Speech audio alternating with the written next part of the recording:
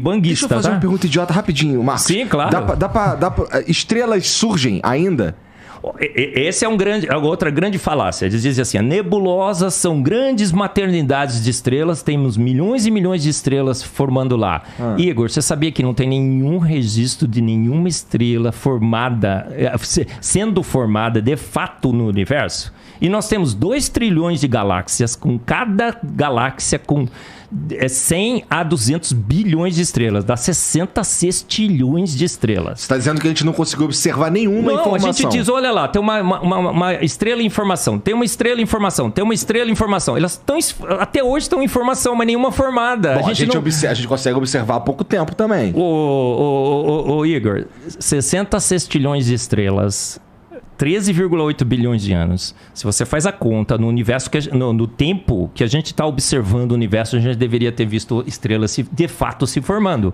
A nebulosa, o que acontece com a nebulosa? Tem uns pontos lá luminosos, é gás sobre alta temperatura e pressão que está emitindo. A própria nebulosa já é um fenômeno sobrenatural. Se uma nebulosa, de repente, há um colapso de gás lá e formar uma estrela, tudo bem, mas quem formou a nebulosa? Quem pegou uma nuvem gasosa em expansão controlada e contraiu? Você consegue contrair gás? Eu vou fazer um experimento aqui, pega o gás assim, não, não vai contrair o gás, eu vou sair.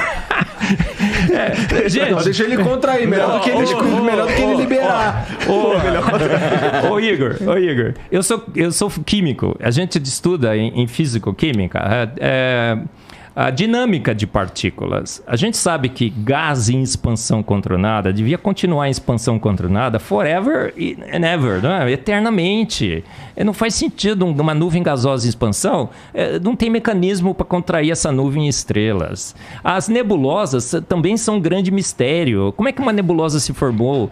Como que os buracos negros supermassivos que nós temos no interior das galáxias, que estabilizam as galáxias, como aquela coisa se formou ali? A estrutura toda do universo mostra uma inteligência absurda. As 26 constantes universais que calibram as forças, as 3 forças da natureza, tudo é trino na natureza, né, Rodrigo? São 3 forças, são 3 partículas subatômicas, são 3 partículas atômicas. E essas 3 forças são calibradas por 26 constantes universais. E o ajuste é tão fino que se você mudar qualquer uma dessas constantes, uma casinha que for depois da vírgula, o universo todo se desfaz.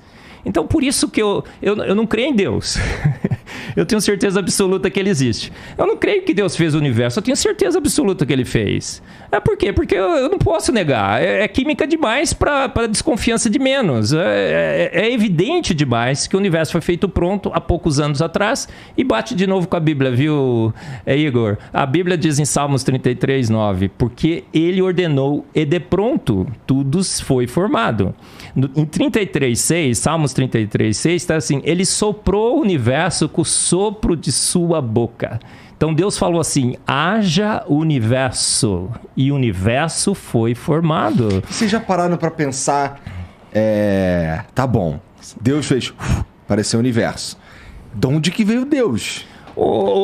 Aí entra na área da filosofia. Aí é uma que não dá, né? Uma vez eu estava na Universidade Presbiteriana Mackenzie dando uma palestra, veio um filósofo e falou assim, professor, tudo que você falou aí é muito legal e tal, mas você não consegue me responder essa pergunta. Quem criou Deus? Mas o Igor, essa é uma pergunta filosoficamente equivocada. Sim. Um bom filósofo jamais faria essa pergunta, não é, Rodrigo? Não, e ela é feita... Eu ia até trazer... Acho que eu te dei outra vez o meu livro, O Ceticismo da Fé. Sim. Dei pra minha mãe, inclusive. Eu ia trazer outro hoje, mas ficou tudo na Jovem Pan lá, viu, de manhã. Tá, mas eu vou trazer da próxima vez. Aí entra na área da filosofia. Permita-me falar o nome Big Bang aqui para me referir apenas ao start inicial do universo. Claro. Sem entrar nos pressupostos químicos e físicos que não é minha área. O que havia antes do Big Bang? Ou seja, desse start inicial? O nada. É o nada absoluto. Porque um ponto de comum acordo entre ateus e design inteligente, eu acho que qualquer um concordaria comigo nesse sentido, é o seguinte. Antes do ponto inicial do Big Bang, não havia gravidade, não havia tempo, não havia espaço. Não tinha nada. Não tinha nada. Era o nada absoluto. tá certo? Mas aí vamos partir de uma questão filosófica que é repetida por vários, desde Parmênides na Grécia Antiga, que os latinos traduziram como ex nihilo nihil fit, do nada, nada se faz. Se não havia nada, por que hoje há algo ao invés de nada? Então, é mais lógico supor que havia algo. Agora, esse algo que havia, para formar tudo que existe, tem que ser um algo que não está preso ao tempo, porque o tempo veio depois dele. Esse algo não pode estar preso ao espaço, porque o espaço veio depois dele. Ele não pode estar preso à gravidade, ele não pode estar preso a nada. Então, tem que ser um algo que seja, no sentido do nosso tempo, atemporal. Não que ele não tenha um tempo próprio dele, mas esse tempo aqui teve um começo, então ele tem que existir antes. Então ele não pode ser temporal, ele não pode ser espacial, porque o espaço não existia. Ele não pode ter começo, porque ele começou todas as coisas. Então tem que ser, seja lá o ET que fez tudo isso, ele tem que ter essas qualidades. Ele tem que ser um ser dotado de vontade, porque ele resolveu fazer tudo. Ele tem que ser um ser dotado de design, porque ele criou coisas com desígnio. Ele tem que ser um ser dotado de inteligência, porque ele criou com inteligência. Esse ser, então, não pode ter sido criado por nada, porque se ele foi criado por nada, a única coisa que eu faço do ponto de vista filosófico é deslocar a pergunta mais para trás. Uhum. E mais para trás. E eu vou cair num ad infinitum absurdo. Eu tenho que obrigatoriamente chegar a 2 caminhos, não tem 3. Aliás, 3 caminhos. Ou eu acredito que a matéria e tudo que existe veio do nada, e me perdoe. Aí vem o meu limite. Isso não é científico. Porque, mas é provado. Não, então vamos falar de método científico agora. Eu vou até pedir licença para entrar na sua área. Eu li muito, desde os primórdios do método científico lá com Francis Bacon, depois as leis de Stuart Mill. O método científico ele tem que ser replicável, ele tem que ser observável, ele tem que ser visto em laboratório, ele tem que ser falseável. Por exemplo, até desse exemplo hoje de manhã. Como é que eu posso provar para você que gasolina de carro não funciona para avião? É simples, é falseável. Você pega a gasolina do carro e colocar lá. Agora, não é falseável dizer para você que Santos Dumont estava sem cueca quando ele se suicidou. Não tem como voltar lá e verificar isso. Tá certo? Então, dizer que que tudo pode surgir do nada, sem um agente que provoque isso não é nem falseável, nem científico, nem laboratorial, nem filosófico. Mas nem os caras que pensam no Big Bang como o início de tudo, eu já os vi falando que eles não fazem ideia do que causou o Big Bang. Exatamente, mas só quando eles falam assim, existe uma diferença. Quando a frase, olha as 2 frases. Não faço ideia do que causou o Big Bang. Um agnóstico pode falar isso. Beleza.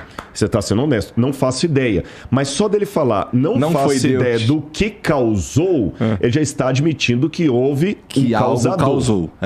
E pelo menos ele está admitindo que algo causou. Ele não faz ideia de quem que é. Se é um ET, se é o ET de Varginha, se é o Bilu, se é o Deus da Bíblia.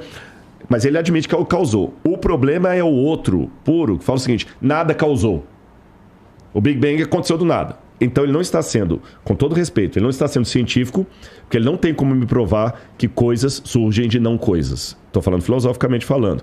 Por que eu não tenho medo de aparecer um tigre aqui agora e sair devorando todo mundo? Porque não tem como surgir um tigre do nada. Exatamente. Se um tigre não pode surgir do nada, por que toda essa estrutura que a gente viu pode surgir do nada?